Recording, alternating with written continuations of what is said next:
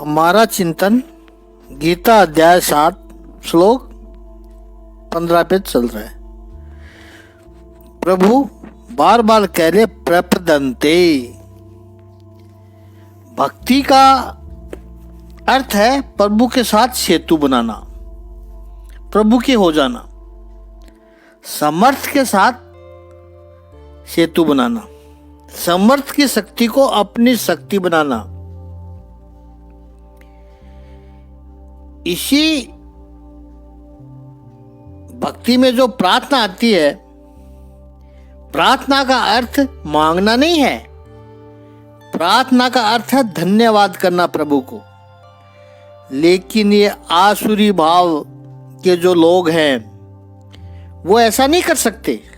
दुष्कृतान, भगवान कहते हैं इस 15वें श्लोक में कि दुष्कृत्य करने वाले लोग हैं वो पाप ही करते हैं, गलत ही करते हैं। और ऐसा वो इसलिए करते हैं कि उनमें राग द्वेष भरे हुए हैं। एक बात यहां याद रखनी है कि राग और द्वेष के विकारों के कारण ही मनुष्य दुष्कर्म करता है। अपने सात्विक स्वभाव में व्यक्ति रहेगा तो कभी भी बुरा काम कर ही नहीं सकता है। गलत काम करने के लिए मन में विकारों का होना आवश्यक है। कोई भी छोटा बालक कभी भी बुरा काम नहीं करेगा, कर ही नहीं सकता है, क्योंकि छोटे बालक में कोई विकार ही नहीं है। अब जैसे ही विकार आने लगा बच्चे के मन में, अब भले ही वो छोटा बालक है तो उसको उसके लेवल के विकार आएंगे। बड़ी दीदी छोटे भाई से 5 साल बड़ी है। शुरुआत में कोई शिकायत नहीं थी, लेकिन जैसे जैसे भाई बड़ा होने लगता है, 2 साल का हुआ तो दीदी 7 साल की हुई, तो दीदी को लगता है कि इसको इम्पोर्टेंस ज्यादा मिल रही है। जितने भी सब लोग आते हैं वो बेटे के ही कोई प्यार करते हैं। यह जब तक नहीं था तब तक सब लोग मेरे बारे में ही पूछते थे। अब ये आ गया है तो कोई भी मेरे बारे में पूछता ही नहीं है, बस भाई के लाड प्यार करते रहते हैं। मनोविज्ञान बच्चों का, चाइल्ड साइकोलॉजी। अब जैसे ही दीदी के मन में छोटे भाई के प्रति ईर्ष्या का भाव जगा, विकार जो मन में आया, द्वेष आया, तो फिर वो गलत करेगी। वो छोटे भाई के हाथ से चॉकलेट छीन कर खा जाएगी, उसका खिलौना छुपा देगी। ऐसा उसने क्यों किया? क्योंकि सहज स्वभाव नहीं है, लेकिन द्वेष मन में आया।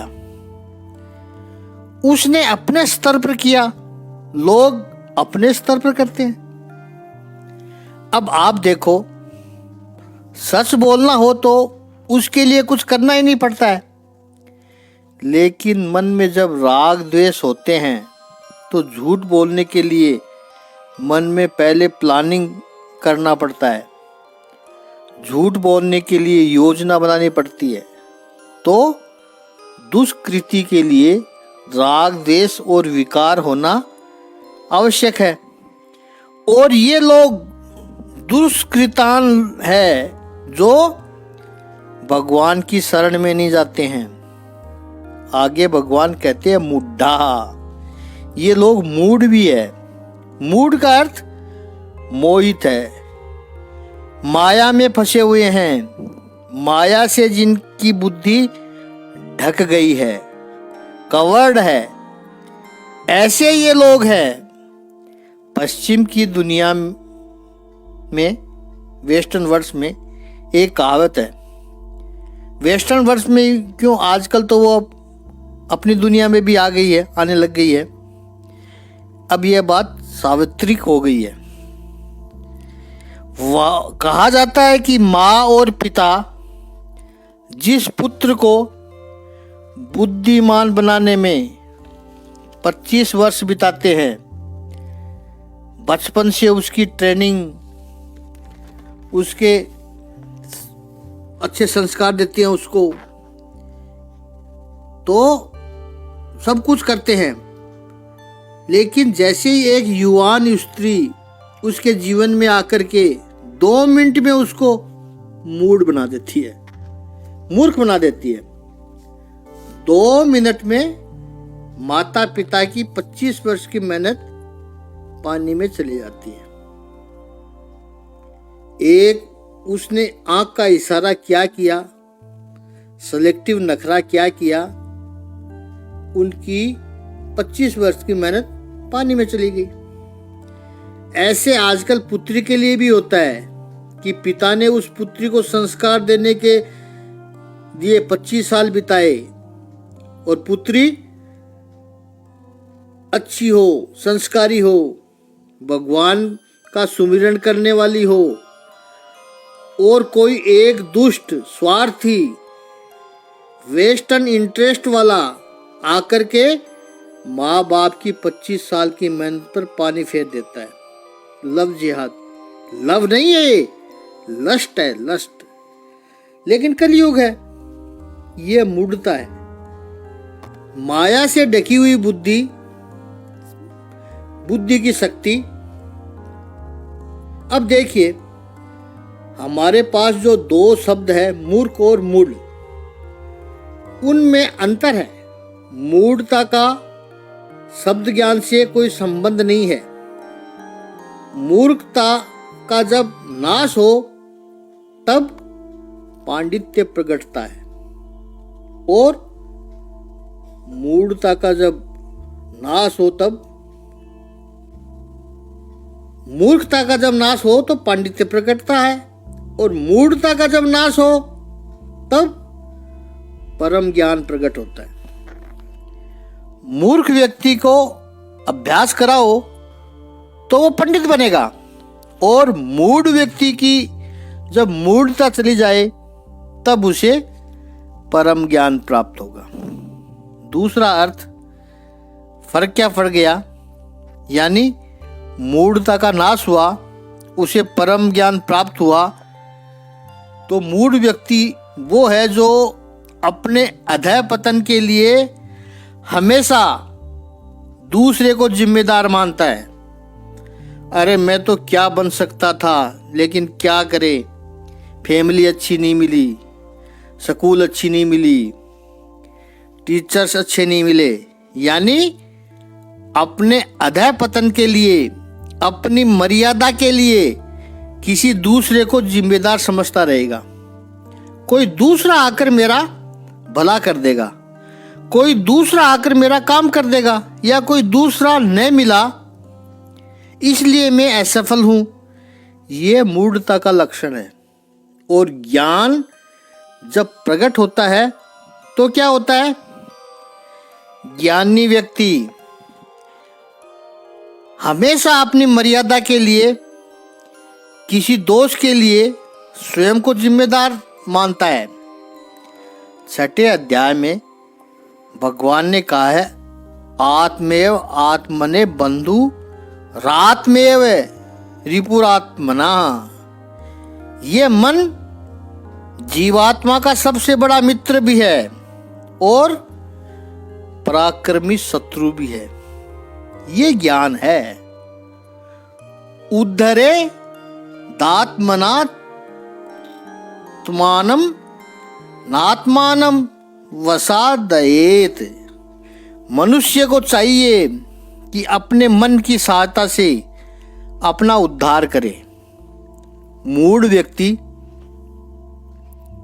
यह समझता है कि मेरा अधःपतन हुआ है तो किसी दूसरे ने किया, और मेरा विकास होगा तो कोई दूसरा आकर करेगा। क्योंकि अधःपतन यदि कोई दूसरा करता है तो फिर विकास भी कोई दूसरा ही आकर करेगा, उसका विकास भी दूसरा ही आकर कराएगा, वो किसी दूसरे से। ये मूढ़ता है।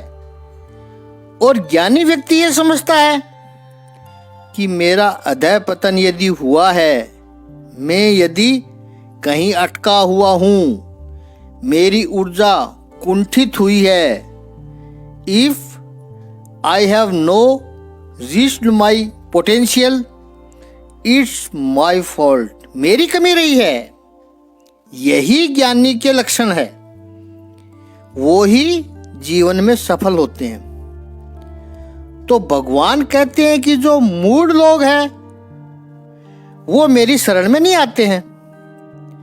मूढ़ वही है जिसने परमात्मा से मुंह फेर लिया, जिसने शास्त्रों से मुंह फेर लिया है, जिसने अपने गुरु से, जो इस मार्ग में उसको हाथ पकड़ के लेके आया था, उस गुरु से अपना मुंह टर्न अराउंड कर लिया है। ये मूड है, बिना कारण के कर लिया है।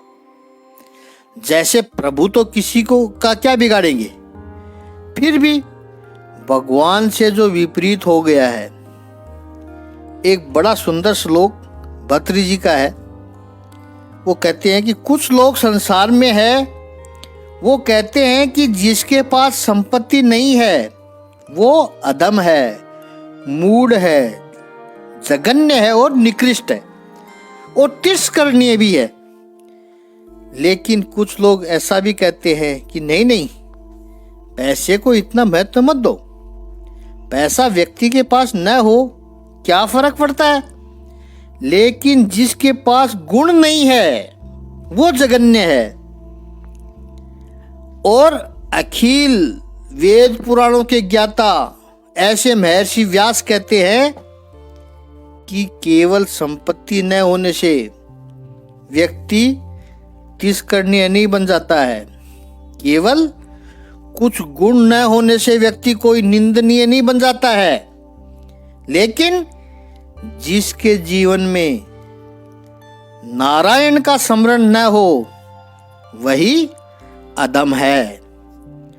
जो प्रभु से विमुख हुआ है, जो शास्त्रों से, जो महापुरुषों से, जो गुरुजनों से दूर हुआ है, वो जघन्य है, अधम है, तिरस्करणीय है। इसलिए तो शास्त्रों में कहा है कि जिसे हम विपत्ति मानते हैं वो विपत्ति नहीं है, जिसे हम संपत्ति मानते हैं वो असली संपत्ति भी नहीं है। तो क्या है विपत्ति और क्या है संपत्ति? भगवान का विस्मरण, भगवान का विस्मरण ही विपत्ति है और भगवान का स्मरण वो ही संपत्ति है। इसलिए तो भागवत के प्रथम स्कंद में कुंती जब प्रभु की स्तुति करती है तब कहती है कि हे प्रभु, हमें विपत्ति मिलती रहे। जब कोई व्यक्ति कुंती की स्तुति पहली बार पढ़ता है तो उसको यह लगता है कि कहीं पढ़ने में भूल तो नहीं हो रही है, क्योंकि वो तो सुख मांगते हैं लोग तो। और यहाँ कुंती कहती है कि प्रभु कृपा करना, जीवन में थोड़ी विपत्ति देते रहना। क्यों? क्योंकि प्रभु संपत्ति में हम आपको भूल जाते हैं और विपत्ति में हमें आपका स्मरण बना रहता है, और आपके स्मरण से बढ़कर और कोई दूसरी संपत्ति हो ही नहीं सकती है। तो ऐसी विपत्ति भली जो आपका स्मरण कराती रहे। दूसरी विपत्ति में प्रभु आप बहुत करीब महसूस होते हो, जैसे पास में खड़े हो। रामचरितमानस में सुंदरकांड में कहते हैं, कै हनुमंत विपत्ति प्रभु सोई, जब तक सुमरण भजन न होई। प्रभु जब आपका स्मरण न हो, जब आपका भजन न हो, वो ही विपत्ति है। तो जो व्यक्ति परमात्मा से विमुख होता है, परमात्मा का स्मरण छोड़ता है, वह मूढ़ है। फिर ऐसा व्यक्ति मर मर के जीता है। मरण तो स्वाभाविक है, अपरिहार्य है, इनएविटेबल है मरण तो, लेकिन जीते जीते मरे। जीवन यूं तो मृत्यु की ओर यात्रा है, लेकिन जब तक जीना है तब तक तो भरपूर जियो। मरते मरते जीते हैं लोग। अब भगवान से विपरीत होंगे तो यही होगा, क्योंकि मूढ़ता के कारण जिसने प्रभु से मुंह फेर लिया, जिसके जीवन में कदम कदम पर उपद्रव निर्माण होंगे, किसके जीवन में? जिसने परमात्मा से मुंह फेर लिया है, उसके जीवन में वो व्यक्ति अपने जीवन में व्यसनों को, दुर्गुणों को निमंत्रण देगा। अपना खड्डा स्वयं खोदेगा और उसमें स्वयं गिरेगा, अपने जीवन को बर्बाद कर देगा ऐसा व्यक्ति। तो ऐसे मूढ़ लोग, तो भगवान कहते हैं कि ऐसे व्यक्ति मेरी शरण में नहीं आते हैं। इस श्लोक को बड़े ही ध्यान से समझना है। पहला प्रभु ने कहा है कि जिसका ज्ञान माया से अपहरित हो गया है, वो सबको अपने स्वार्थ के कारण ही समझते हैं, दूसरों को। कला इसलिए ये निर्माण होती है उनके जीवन में, कला ही निर्माण होती है कि व्यक्ति को लगता है कि मैं ही सही हूं। आपने किसी को अपने घर बुलाया कि आप मेरे घर आना, लेकिन वो व्यक्ति नहीं आ पाया, बस आप बुरा मान गए और उससे दुश्मनी मोल ले ली। मैंने बुलाया था, आप नहीं आए। ठीक है, आपने बुलाया, लेकिन वो आपका गुलाम तो है नहीं। दूसरी बात, वो क्यों नहीं आया वो तो समझने का प्रयास करो आप। Try to understand his mind, his situation. कोई वैलिड कारण भी तो हो सकता है। आपने उस व्यक्ति के पास बैठकर शांति से पूछा कि आप क्यों नहीं आए, क्यों नहीं आ पाए उस दिन? आपका स्वास्थ्य तो ठीक था। कोई और कारण भी हो सकता है। उस व्यक्ति का न आने के लिए कोई दूसरा कारण भी हो सकता है। केवल एक छोटे से कारण के लिए आप यदि उस व्यक्ति के साथ शत्रुता बना लेते हो, तो इसका अर्थ यह है कि सामने वाले व्यक्ति का कोई दोष नहीं है, दोष आपका है। तो प्रत्येक व्यक्ति केवल अपनी तरह से इंटरप्रेट करते जाता है। यही है माया। माया अपहृत ज्ञाना, यही है माया अपहृत ज्ञाना। और ये इतना बड़ा ईगो है कि मैं जो कहता हूँ, मैं जो समझता हूँ वही सही है। भगवान कहते हैं ऐसे लोग कभी भी मेरी शरण में नहीं आ सकते हैं, और ऐसे लोगों के लिए ही भगवान कहते हैं आसुरम भावमाश्रिता, आसुरी स्वभाव वाले। आसुरी स्वभाव का अर्थ है कि असुर कौन है?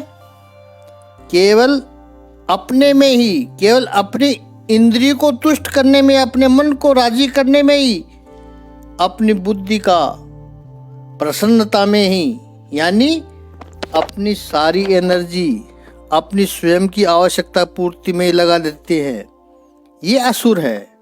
खाओ पियो मौज करो, बस मैं जो कहता हूँ वही होना चाहिए, मेरी जो धारणा है उसी के अनुसार होना चाहिए। ऐसे असुर लोग हैं। 16वें अध्याय में भगवान और वर्णन करेंगे इन असुर लोगों का। आगे प्रभु ने कहा नराधमा, और नराधमा में नीति शतक में भर्तृहरि ने एक बहुत सुंदर श्लोक है, उसका हम कल चिंतन करेंगे। ओम श्री सच्चिदानंद भगवान की जय।